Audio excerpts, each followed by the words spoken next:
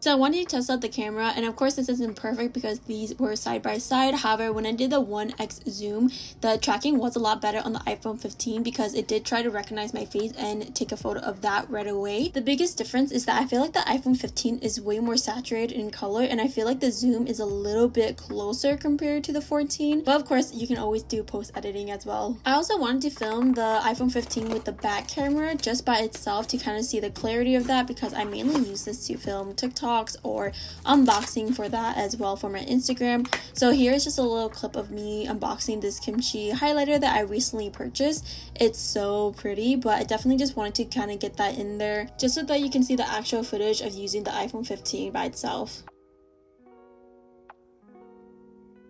This is the front facing camera. I would say that it's just a little bit better, and this is with my studio light. It is just so hard to tell, but it's just a tiny bit better.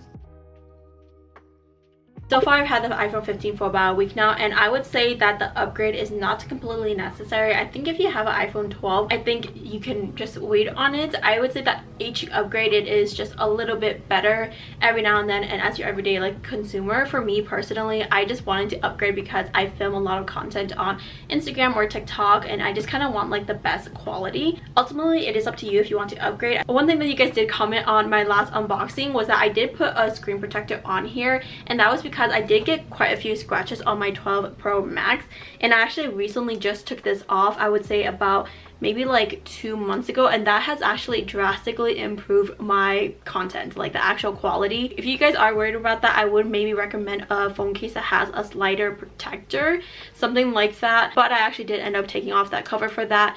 For this one, I think I will just leave it. It does protrude a little bit less, so hopefully there'll be less scratches, and definitely just try to find iPhone cases that kind of have more of that indent to kind of help protect that camera lens area. That was it for this video. I hope that you guys enjoyed the unboxing. Definitely don't forget to subscribe, and I'll see you guys next time. Bye guys.